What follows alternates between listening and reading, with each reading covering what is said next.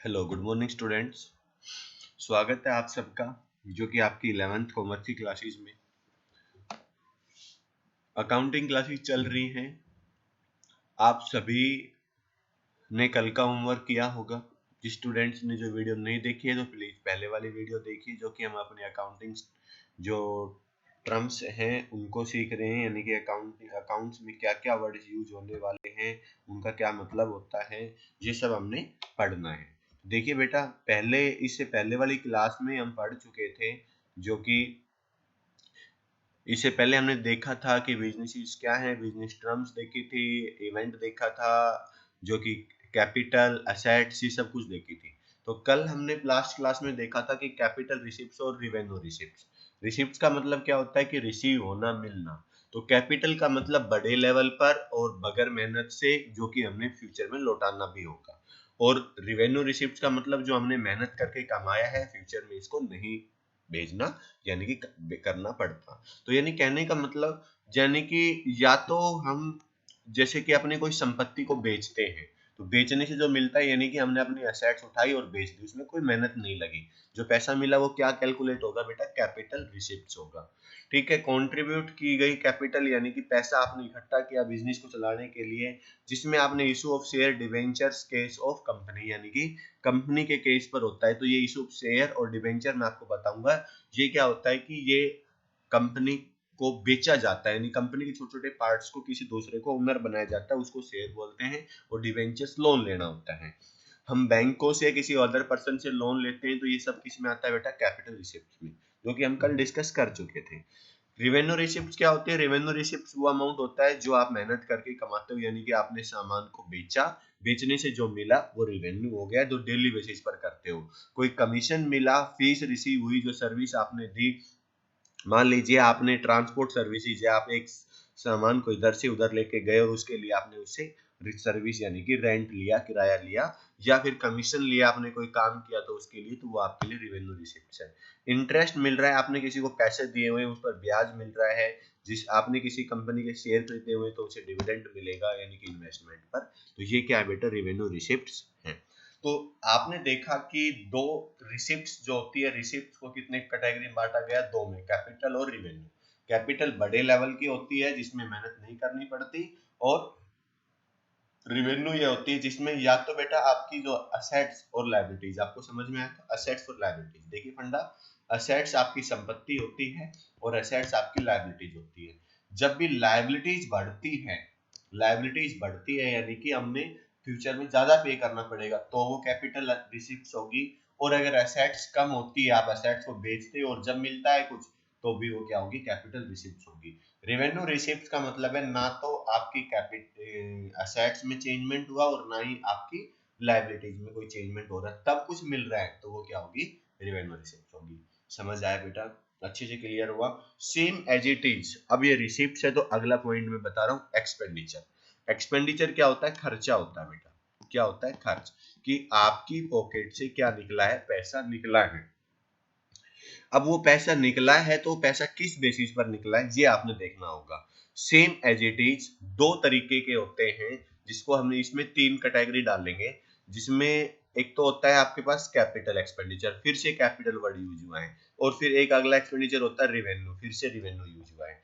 कि ऐसा कोई खर्चा जो कि हम अपनी असेट्स को बढ़ाने के लिए करते हैं, असेट्स को इंक्रीज करने के लिए करते हैं। मतलब आपकी जेब से पैसा गया और उससे आपकी संपत्ति बनी है, आपकी संपत्ति बनी है, जिसका यूज आप बिजनेस में करोगे, तो वो क्या कहलाता है आपके पास, कैपिटल एक्सपेंडिचर।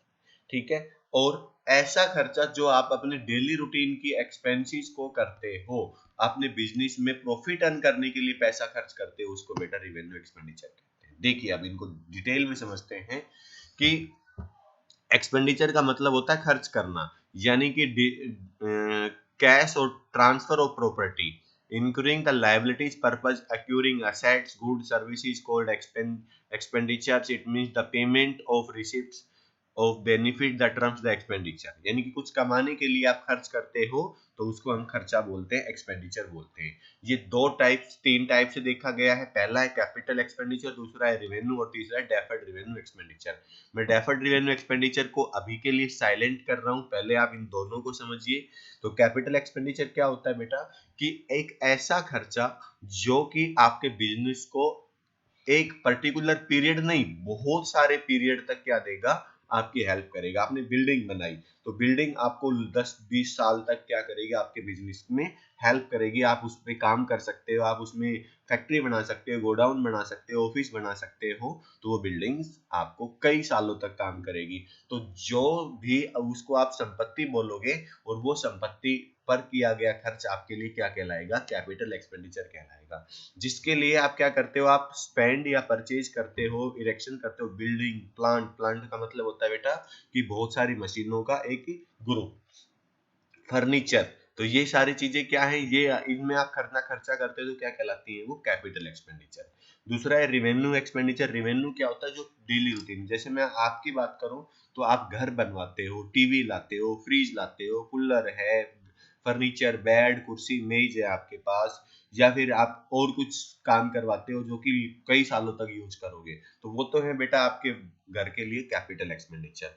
अब डेली रूटीन के लिए आप खर्चा करते हो, जैसे मैंने कहा कि भाई आपने कभी आपके घर में कुछ मतलब टूट फूट हो गई, मान लो एक नल खराब होगी और रिपेयर करवा ली, ठीक है। आप डेली खाना खाते हो, आप डेली पढ़ाई करते हो, फीस पे करते हो, वेजिटेबल्स, क्लोथ्स या एसेसरीज जो कि आप जैसे होम केयर, जैसे साबुन, सोप वगैरह ये यूज करते हो, तो वो बेटा आपका रेवेन्यू एक्सपेंडिचर कहलाएगा। ऐसे बिजनेसेस की बात करते हैं तो बिजनेस को चलाने के लिए आप क्या करते हो, जब भी सामान खरीदते हो तो उसके लिए पैसा देना पड़ता है, एम्प्लॉइज को सैलरी देनी पड़ती है, रेंट देना पड़ता है, इलेक्ट्रिसिटी बिल देना पड़ता है। ये सब खर्चे क्या होते हैं, यानी कि छोटे लेवल के पीरियड के अंदर अंदर होते हैं, कि भाई ये 1 महीने का हो गया, 2 महीने का, 3, 6, इसमें अगर कोई खर्चा होता है तो उसको क्या बोला जाता है बेटा, रेवेन्यू एक्सपेंडिचर बोला जाता है। क्लियर हुआ सभी को अच्छे से? नेक्स्ट देखते हैं। अब डेफर्ड रेवेन्यू एक्सपेंडिचर क्या होता है, कि बेटा आपने कोई ऐसा खर्चा कर दिया जो कई सालों के लिए एक बार ही कर दिया, ठीक है। जैसे मैं बात करता हूं कि एक एग्जांपल से समझाते हैं कि आपने एक एडवर्टाइजमेंट कर दी। कितनी एडवर्टाइजमेंट आपने, 2 लाख रुपए की एडवर्टाइजमेंट 4 साल के लिए कर दी, और आपने 2 लाख रुपए आज ही दे दिए गए, लेकिन वो बेनिफिट कब देगी आपको, 4 साल तक देगी। तो जो 50-50 हजार रुपए है ना, वो आप क्या करोगे, उसको यूज करोगे, कि भाई पहले साल मैंने क्या किया, मैंने अपने खर्चे में रखा कि 50 हजार रुपए की एडवर्टाइजमेंट में यूज कर चुका हूँ। तो जो भी आपको रेवेन्यू मिलेगा, यानी कि जो प्रॉफिट मिलेगा, पैसा मिलेगा, उसमें से इस खर्चे को डिडक्ट कर दोगे। बच कितना गया आपके पास, एक 50। ये एक 50 अगले सालों में, यानी कि दूसरे साल में 50, तीसरे साल में 50 और चौथे साल में 50 करके पूरा करोगे। तो जो भी आप अपना प्रॉफिट एंड लॉस बनाओगे, अकाउंट बनेगा, उसमें इस अमाउंट को रखोगे, तो उसको बोला जाता है बेटा डेफर्ड रेवेन्यू एक्सपेंडिचर, जिसको आप बचे हुए जो अमाउंट है उसको अपनी संपत्ति में रखोगे। खर्चा तो हो गया, वो दिखाई नहीं दे रहा कि भाई वो संपत्ति आपकी कैसी है, लेकिन उसको आप क्या रखोगे कि भाई मैंने ये किया हुआ है, ये मुझे फायदा देगा फ्यूचर में। ठीक है बेटा, ये तो हो गया आपके पास खर्चे की बात करते हैं जो कि बड़े लेवल के होते हैं, यानी कि जिनको हम खर्च करते हैं। अब हम बात करते हैं एक्सपेंसेस, छोटा खर्चा, डेली रूटीन का खर्चा। ये क्या हो गए, थोड़े से रिलेटेड हो गए मंथ में, पर्टिकुलर पीरियड में। डेली रूटीन के जो खर्चे होंगे उनको बोलते हैं हम एक्सपेंसेस।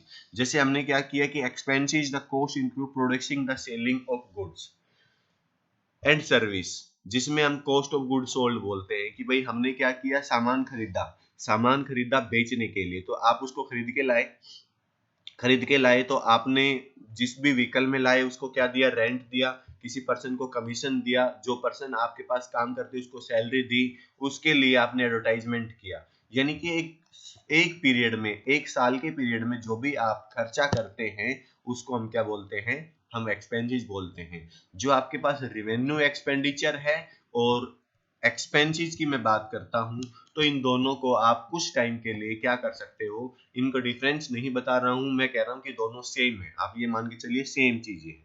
ठीक है, जो कि मैं आपको बाद में बताऊंगा, जब हम आगे न्यूमेरिकल्स करेंगे उसमें बताऊंगा कि एक रेवेन्यू एक्सपेंडिचर और एक्सपेंसेस में फर्क क्या होता है।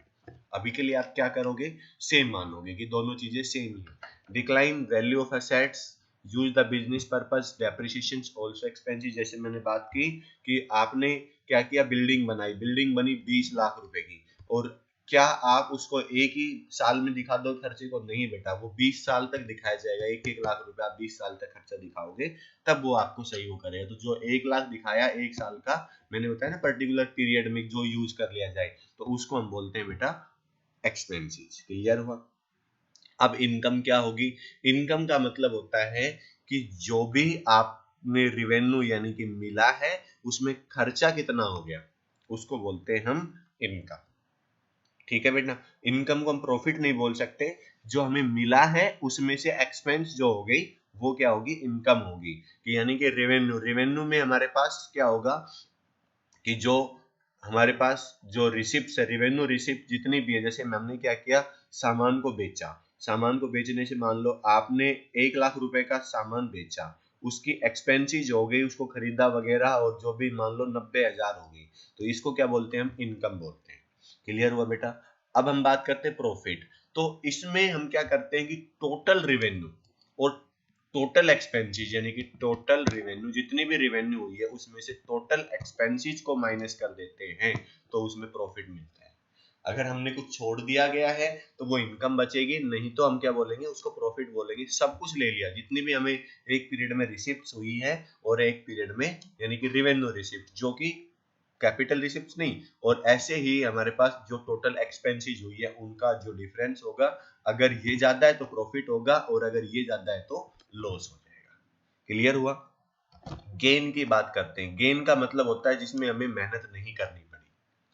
फॉर एग्जाम्पल, आपने एक मशीनरी खरीदी, मशीनरी आई आपकी 10 लाख रुपए की, और आपको लगा कि यार ये मशीनरी आपने 2 साल यूज कर ली, और ये चलने कितनी, 10 साल चलनी थी, आज के दिन उसकी कीमत 8 लाख थी, और आपने उस मशीन को कितने में बेच दिया? मान लो 9 लाख में बेच दिया, तो 1 लाख रुपए का आपको क्या हो गया? फायदा हो गया। वो प्रॉफिट में काउंट नहीं होगा बेटा, वो गेन में होगा। समझ में आ गया कि मेहनत नहीं करने पर, यानी कि आप डेली रूटीन का काम नहीं कर रहे हो, आपने कोई संपत्ति को बेचा और उसकी कीमत ज्यादा में बेच दी, तो जिससे जो फायदा हुआ उसको हम क्या बोलेंगे? हम उसको गेन बोलेंगे। ठीक है बेटा, तो समझ में आया आपको प्रॉफिट, गेन और लॉस क्या होते हैं? ठीक है, तो आज के लिए आपने यही पॉइंट रखने, फिर हम परचेज, सेल्स, रिटर्न, इनकी तरफ जाएंगे। जो 14 टर्म्स है, ये आपने ध्यान से समझनी है, और इन्हीं को ही आपने आज काम करना है। कल हम इससे आगे की एक्टिविटीज करेंगे। तो किसी स्टूडेंट को कोई प्रॉब्लम हो तो बेटा समझ सकते हैं, पूछ सकते हैं मेरे से। तो आज के लिए इतना ही। Thank you for watching this video.